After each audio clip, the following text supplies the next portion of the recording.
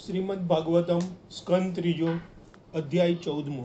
સંધ્યાકાળે દિતિના ગર્ભમાં હરણ્યાક્ષનું પ્રવેશ. વિદુરજીએ ભગવાનની દિવ્ય લીલાઓ ફરી આગળ કહેવા માટે તેમને હાથ જોડીને વિનંતી કરી.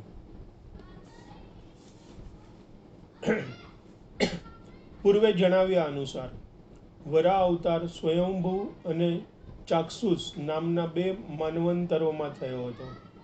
બંને મન્વંતરોમાં ભગવાને વરાહ અવતાર ધારણ કરેલો, પરંતુ સ્વયંભૂ મન્વંતરોમાં તેમણે પાણીમાંથી પૃથ્વીનો ઉદ્ધાર કર્યો, જ્યારે ચાક્ષુષ મન્વંતરમાં તેમણે પ્રથમ અસુર હિરણ્યાક્ષને માર્યો હતો.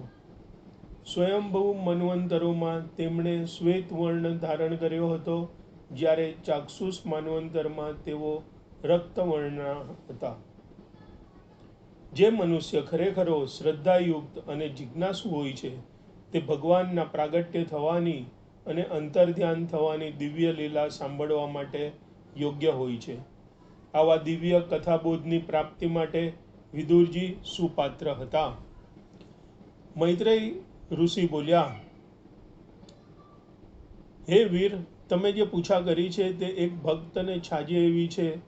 જેમનું મૃત્યુ નિશ્ચિત છે એવા મત્સ્ય લોકોને જન્મ મૃત્યુની શૃંખલામાંથી મુક્તિના તે પ્રભુ જ દાતા છે. મહર્ષિ મૈત્રેય વિદુરજીને વીર કહીને સંબોધે છે. તે ભગવાનના વરાહ તેમજ નરસિંહ અવતારની વીરત્યપૂર્ણ કથા સાંભળવા માટે આતુર થયા હતા. જે યુદ્ધમાં ભગવાન જોડાયેલા હોય છે તે કથા મરણના યુદ્ધની કથા નથી હોતી, પરંતુ જે માયા વારંવાર જન્મ મૃત્યુના બંધનમાં રહેવાની ફરજ પાડે છે તેની સામેના યુદ્ધની કથા હોય છે. કુરુક્ષેત્રના યુદ્ધમાં કૃષ્ણે ભજવેલા ભાગ વિશે મૂર્ખ લોકોને શંકા થાય, કારણ કે તેને કશી સમજ નથી હોતી અને ભગવાન યુદ્ધ ભૂમિ પર માત્ર હાજર હોવાથી તે યુદ્ધમાં ભાગ લેનાર બધાની મુક્તિ નિશ્ચિત કરતા હતા. ભીષ્મ પિતામહે કહ્યું છે કે કુરુક્ષેત્રના રણ મેદાન પર હાજર હતા તે બધાએ તેમનું મૂળ દિવ્ય જીવન મેળવ્યું છે. માટે ભગવાનની યુદ્ધ કથા શ્રવણ પણ ભક્તિની જેમ જ શ્રેયસ્કર છે. વરાહરૂપી ભગવાન અને દૈત્ય હિરણાક્ષ વચ્ચેના યુદ્ધનો આ ઇતિહાસ દેવાધિદેવ બ્રહ્માજીએ અન્ય દેવતાઓના પૂછવાથી કર્યો હતો. દક્ષ પુત્રી દિતિ, તેના પતિ કશ્યપ. સૂર્યાસ્તનો સમય હતો. ઋષિ સમાધિમાં બેઠા હતા. અગ્નિને ભગવાન વિષ્ણુની જીભ માનવામાં આવે છે અને અગ્નિમાં અનાજ તેમજ ઘીની અર્પણ કરેલી આહુતિઓ એ જ રીતે તેઓ ગ્રહણ કરે છે.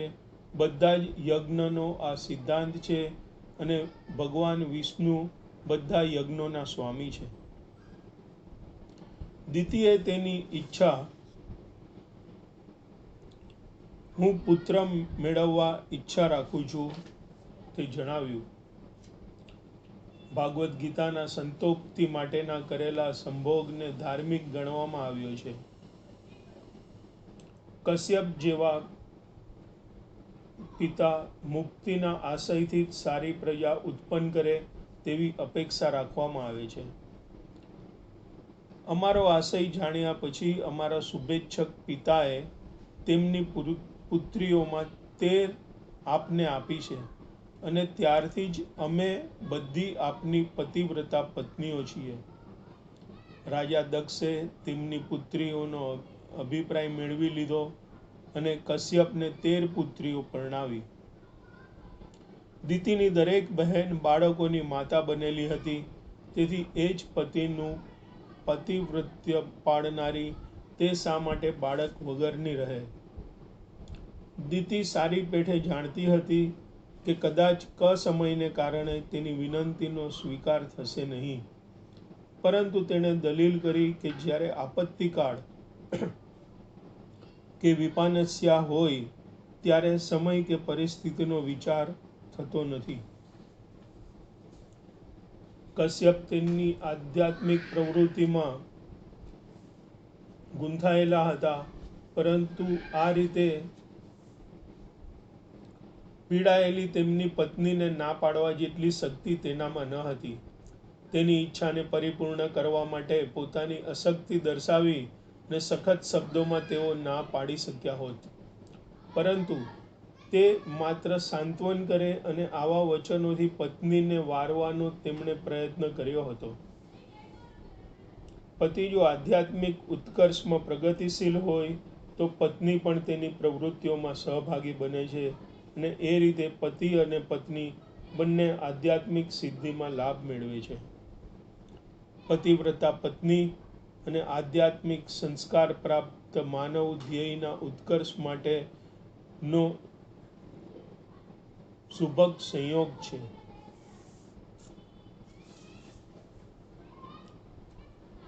પરસ્પર સહયોગ દ્વારા જ્યારે પતિ પત્ની આધ્યાત્મિક ઉન્નતિનું ધ્યેય રાખે છે, ત્યારે અંગત સૌંદર્યનો પ્રશ્ન વિચારણામાં રહેતો નથી. અધિકૃત ધર્મશાસ્ત્રોમાં નિર્દેશ્યા પ્રમાણે લગ્ન એ વાસ્તવમાં આધ્યાત્મિક ઉન્નતિ માટે પરસ્પરના સહકારથી કરવામાં આવેલું કર્તવ્ય છે.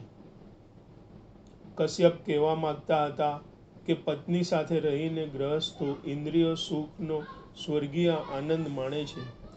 તે સદ્ગુણોના વખાણ કરી શકે તેમ હોય તો પણ પત્નીનું ઋણ ચૂકવી દેવાનું શક્ય નથી. છતાં પ્રજાપતિ માટે તારી કામેચ્છા હું હમણાં જ પૂરી કરીશ, પરંતુ માત્ર થોડીક ક્ષણો માટે રોકાઈ જા. સમયે કશ્યપે તેની પત્નીને દિતિને થોડીવાર રોકાઈ જવાનું કહ્યું, અને હવે તે ચેતવણી રૂપે કહે છે કે જો અમુક સમયને ધ્યાનમાં લેવામાં ન આવે, ભગવાન શંકર તેમના વાહન નંદી ઉપર સવાર થઈને તેમના ભૂત પ્રેતાદિ અનુચરો સાથે આ સમયે વિચારણા કરવા માટે નીકળ્યા હોય છે. ભગવાન શંકર ભૂતો પ્રત્યે બહુ દયાળુ હોવાથી ધ્યાન રાખે છે કે તેઓ સજા ભોગવતા હોવા છતાં તેમને પાર્થિવ શરીર મળે. તે તેમને આવી સ્ત્રીઓના ગર્ભમાં મૂકે છે કે જે સ્ત્રીઓ સમય અને સંજોગની મર્યાદાની પરવા કર્યા વિના મૈથુનમાં પ્રવૃત્ત થાય છે. દિતિ થોડો વખત રાહ જુએ એ માટે કશ્યપ આ વાતને સમજાવવા માંગતા હતા. શિવજી ન તો એક સાધારણ જીવાત્મા છે કે ન તો તેઓ ભગવાન વિષ્ણુની કક્ષાના છે. બ્રહ્માની કક્ષા સુધીના કોઈ પણ જીવાત્માઓ તેઓ ઘણા વધારે શક્તિ સંપન્ન છે, છતાં તેઓ વિષ્ણુના સમાન દરજ્જોના નથી. લગભગ વિષ્ણુ ભગવાન જેવા જ હોવાને કારણે શિવજી ભૂત, વર્તમાન અને ભવિષ્ય જોઈ શકે છે. કશ્યપે તેમને પોતાના નાના ભાઈ ગણ્યા હતા, કારણ કે દિતિ કશ્યપની પત્નીની સૌથી નાની બહેન શિવજીને પરણાવેલી હતી. કશ્યપે પત્નીને ચેતવણી આપી કે શિવજી તેમના સમાગમને જોઈ જશે, તેથી તે સમય યોગ્ય ન હતો. શિવજીને સૂર્ય, ચંદ્ર, અગ્નિ રૂપી 3 નેત્રો છે. જેમ વિષ્ણુની નજરમાંથી કોઈ છટકી ન શકે, તેમ શિવના ચોકી પહેરામાંથી પણ કોઈ છટકી શકે નહીં. પોલીસની નજરે ચડી ગયેલો હોય છતાં ગુનેગાર કેટલીક વખત તત્કાળ સજા મેળવતો નથી. તેને ગિરફ્તાર કરવા માટે યોગ્ય સમયની રાહ પણ જોવાય છે. ભૂત જેવા લક્ષણોવાળા બાળકોને જન્મ આપવાની સજા દિતિને થશે તેવું ભવિષ્ય કશ્યપે ને દેખાયું, અને તેથી તેણે પત્નીને સાવચેત કરી. ભગવાન કૃષ્ણને ધરાવેલો અન્નનો શેષ પ્રસાદ કહેવાય, પરંતુ તે જ પ્રસાદ જ્યારે શિવજી જેવા મહાભક્તો આરોગે ત્યારે તે મહાપ્રસાદ કહેવાય છે. શિવજી એવા તો મહાન છે કે ભૌતિક સમૃદ્ધિની પરવા કરતા નથી. ભૌતિક શક્તિના ઘોતક રૂપ એવા પાર્વતી તેમના પત્ની હોય પૂર્ણપણે તે તેમને આધીન છે. નિરાશ્રય અનિકેત રહેવાનું તેઓ પસંદ કરે છે, અને તેમના મહાન પત્ની પણ તેમની સાથે વિનમ્રપણે રહેવા માટે સંમત થાય છે. સર્વસામાન્ય લોકો ભૌતિક સમૃદ્ધિ માટે શિવ પત્ની દુર્ગા દેવીની આરાધના કરે છે, પરંતુ ભગવાન શંકર ભૌતિક ઈચ્છા રાખ્યા વિના તેને પોતાની સેવામાં રાખે છે. તેમની મહાન પત્નીને તેઓ શીખ આપે છે કે બધા પ્રકારની આરાધનામાં વિષ્ણુની આરાધના સર્વોચ્ચ છે. તેમને મહાદેવ અર્થાત બધા દેવોમાં સર્વશ્રેષ્ઠ કહેવામાં આવે છે. ભૌતિક જગતમાં તેમનો કોઈ બરોબરીઓ નથી કે તેમનાથી શ્રેષ્ઠ પણ કોઈ નથી. તેઓ લગભગ વિષ્ણુના સમોવડિયા છે. તમોગુણી, ભૂત, પિશાચ વગેરેના તેઓ અધિષ્ઠા છે, છતાં આવા સંઘની તેમના ઉપર કોઈ અસર થતી નથી. ભગવાન શિવ કદી મૂલ્યવાન વસ્ત્રો, માળા, આભૂષણો કે વિલેપન ધારણ કરતા નથી. શિવજીના ભક્તોના બે પ્રકાર છે. શિવજી પાસેથી દૈહિક સુખ સગવડ માગનારા સ્થૂળ ભૌતિકવાદીઓનો એક વર્ગ છે, અને તેમની સાથે એકરૂપ થવાની ઈચ્છા રાખનારો બીજો વર્ગ છે. આત્માના આત્મા એવા ભગવાન શ્રી કૃષ્ણની સેવા એ જ શિવજીનો મૂળભૂત હેતુ છે. શિવજી ઈચ્છે છે કે સુંદર વસ્ત્રો, માળા, અલંકારો અને સુગંધી પ્રસાધનો જેવી વૈભવી વસ્તુઓ માત્ર ભગવાન કૃષ્ણને જ અર્પણ કરવી જોઈએ, કારણ કે કૃષ્ણ જ સાચા ભોગતા છે. આથી તેઓ પોતે આવી વૈભવી વસ્તુઓ સ્વીકારવાની ના પાડે છે, કારણ કે તે સર્વ કેવળ કૃષ્ણ માટે જ છે. શંકર ભગવાન ભૌતિક શક્તિનું નિયમન કરનાર દુર્ગાના પતિ છે. દુર્ગા ભૌતિક શક્તિનું મૂર્ત રૂપ છે, અને શિવજી તેના પતિ હોવાથી તેઓ ભૌતિક શક્તિના નિયંતા છે. તેઓ તમોગુણના અવતાર પણ છે અને પરમેશ્વરનું પ્રતિનિધિત્વ કરનારા ત્રણ દેવોમાંના એક છે. મૈત્રેય બોલ્યા, દિતિને તેના પતિએ આ પ્રમાણે જણાવ્યું, પરંતુ તે કામથી અતિ વ્યાકુળ થયેલી હતી. તેને બ્રહ્મર્ષિનું વસ્ત્ર પકડ્યું. મહર્ષિ કશ્યપ બહુ જ જાગૃત હોવા છતાં તેમની પત્નીનો ભોગ બન્યા. માયાશક્તિનું જોર આવું પ્રબળ હોય છે. પત્ની સાથે થયેલા કશ્યપના વાર્તાલાપ ઉપરથી લાગે છે કે તેઓ શિવના પૂજક હતા, અને આ કૃત્ય માટે શિવજી તેમના પર પ્રસન્ન થશે નહીં એવું તે જાણતા હતા. તેમ છતાં તેમની પત્નીની ઈચ્છા અનુસાર વર્તવું પડ્યું હતું. તેઓ જાણતા હતા કે આવા વખતના સંભોગથી જન્મેલું બાળક નક્કી સારું બાળક થશે નહીં. કશ્યપ મુનિએ નિર્વિશેષ બ્રહ્મજ્યોતિ એવા ગાયત્રી મંત્રનો જપ કરી ધ્યાન ધર્યું. ત્યારે વેદ મંત્ર મનુષ્ય પોતે જ સાંભળી શકે, અને તે રીતે વેદ મંત્ર મુખથી ઉચ્ચારે ત્યારે જપ કહેવાય છે, પરંતુ જ્યારે મંત્રનો મોટેથી ઉચ્ચાર થાય છે ત્યારે તે કીર્તન કહેવાય છે. કશ્યપ મુનિ નિર્વિશેષ બ્રહ્મવાદી હોય તેમ લાગે છે. હે ભરત, તે પછી દિતિ દોષયુક્ત કર્મને કારણે મુખ નીચું કરીને પોતાના પતિની નજીક ગઈ, અને તેણે આ પ્રમાણે કહ્યું. ઘૃણાસ્પદ કર્મથી માણસને જ્યારે શરમ આવે છે, ત્યારે સ્વાભાવિક રીતે તેનું મુખ નીચું થઈ જાય છે. પતિ સાથે ઘૃણિત મૈથુન કર્યા પછી દિતિ ભાનમાં આવી. સુંદર દિતિએ કહ્યું, હે પ્રિય બ્રાહ્મણ, જીવ માત્રના ઈશ્વર એવા શિવ ભગવાન તેમના પ્રત્યે મેં કરેલા મહાન અપરાધને કારણે મારા ગર્ભનો નાશ ન કરે તે જોવાની આપ કૃપા કરો. શંકર ભગવાનના બે લોકપ્રિય નામ છે, રુદ્ર અને અશુતોષ. તેઓ બહુ ક્રોધમાં આવી જાય છે, તેમજ જલ્દીથી પ્રસન્ન પણ થઈ જાય છે. દિતિ જાણતી હતી કે તેમના છિદ્રકોશી સ્વભાવને કારણે શિવજી કદાચ તેણે નિયમ વિરુદ્ધ વર્તી પ્રાપ્ત કરેલી સગર્ભા અવસ્થાને બગાડે, સતી પહોંચાડે, પરંતુ તેઓ અશુતોષ પણ હતા. તેથી તેણે તેના બ્રાહ્મણ પતિને શિવજીને પ્રસન્ન કરવામાં પોતાને સહાય કરવા માટે આજીજી કરી, કારણ કે તેમના પતિ શંકર ભગવાનના મહાન ભક્ત હતા. તે તેના પતિની પ્રાર્થનાનો અસ્વીકાર નહીં કરે, તેથી ક્ષમા માટેની પોતાની અરજી તેણે તેના પતિ મારફત રજૂ કરી. તેણે ભગવાન શિવજીને નીચે મુજબ પ્રાર્થના કરી: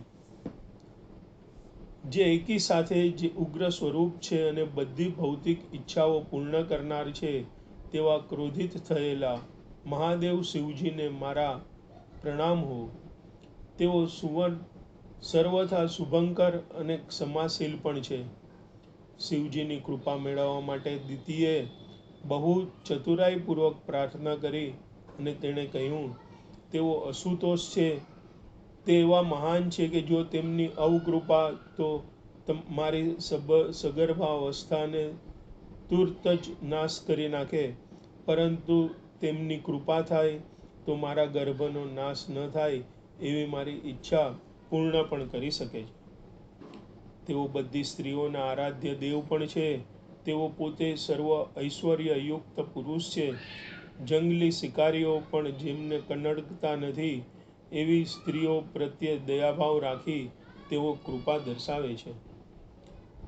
શિવજી દિતિની એક બહેન સતીના પતિ છે. દિતિએ તેની બહેન સતીની પ્રસન્નતા માટે આજીજી કરી, જેથી તેને માફ કરવા સતી તેના પતિને વિનવે છે. શિવજી પોતે જ સ્ત્રીઓના સંગમાં હોવાથી સ્ત્રીઓના દોષયુક્ત સ્વભાવથી સારી પેઠે જાણે છે. દિતિએ દોષયુક્ત સ્વભાવને કારણે કરેલા અનિવાર્ય અપરાધને તેઓ કદાચ ગંભીર ન પણ ગણે. દરેક કુંવારી કન્યાએ શિવજીની ઉપાસના કરવી એમ મનાય છે. દિતિએ નાનપણમાં કરેલી શિવ પૂજાનું સ્મરણ કર્યું અને તેમની દયા માટેની પ્રાર્થના કરી.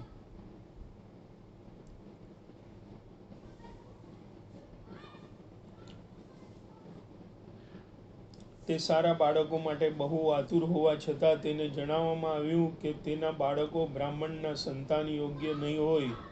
બ્રાહ્મણનો પુત્ર સદા બ્રાહ્મણ હોતો નથી, એવો સ્પષ્ટ નિર્દેશ આમાં દેખાય છે.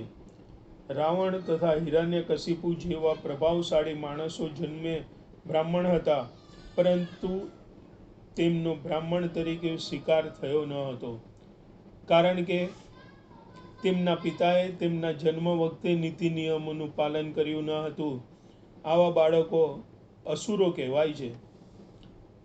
હે અભાગણી સ્ત્રી, તારા અધમ ગર્ભમાંથી તને 2 નિંદાપાત્ર પુત્રો પ્રાપ્ત થશે. હે કમનસીબ સ્ત્રી, તે પુત્રો ત્રણેય લોકમાં સતત દુઃખ આપશે. માતાના હૃદય ગર્ભમાંથી નિંદાપાત્ર પુત્રોનો જન્મ થાય છે. જ્યારે ધાર્મિક જીવનના નીતિ નિયમોની ઇરાદાપૂર્વક ઉપેક્ષા થાય છે, ત્યારે સ્ત્રી વર્ગ ભ્રષ્ટ થાય છે અને પરિણામે અનિચ્છનીય બાળકો ઉત્પન્ન થાય છે. જ્યારે અસુરી પ્રવૃત્તિઓનું પ્રાધાન્ય હોય છે, ત્યારે ભગવાનની કૃપાથી સ્વયં ભગવાન અથવા તો તેમના સાચા પ્રતિનિધિ જ સમાજ વ્યવસ્થામાં ક્રાંતિકારી પરિવર્તન લાવી શકે એવી અપેક્ષા રહે છે. ભક્તોના ઉદ્ધાર માટે અને દુર્જનોના સંહાર માટે ભગવાન અવતાર લે છે.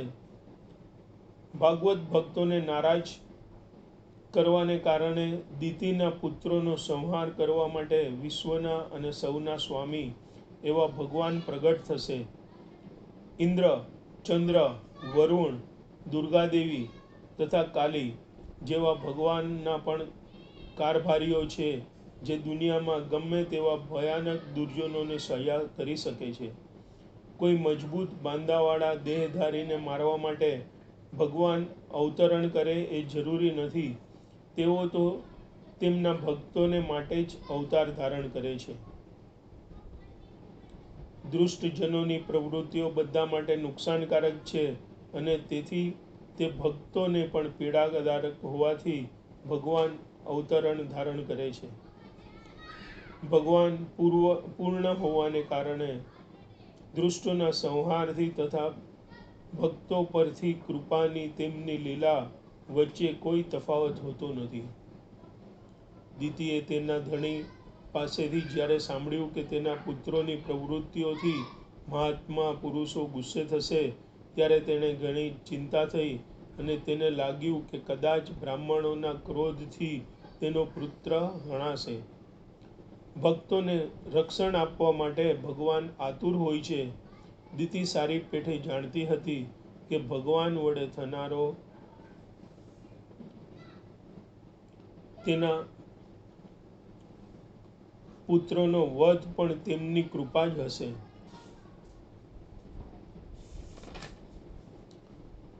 વિદ્વાન કશ્યપે કહ્યું, તારો શોક, પશ્ચાતાપ તથા યોગ્ય વિચાર વિમર્શને કારણે તેમજ પૂર્ણ પુરુષોત્તમ ભગવાનમાં તારી અવિચળ શ્રદ્ધા અને શિવજી તથા મારા પ્રત્યેના તારા આદર ભાવને કારણે તારો પુત્ર અથવા તો આપણો પુત્ર હિરણ્યકશિપુ ના પુત્રો પૈકી એક પુત્ર પ્રહલાદ